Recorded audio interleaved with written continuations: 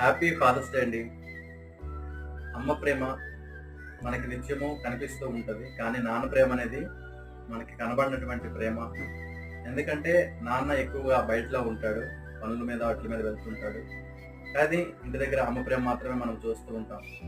అయితే నాన్న అనేది ఒక తోడు, నాన్న అంటే ఒక బలము, నాన్న అంటే ఒక శక్తి. అంటే నాన్న సర్వస్వము మన కోసం తన శక్తిని వదులుతాడు.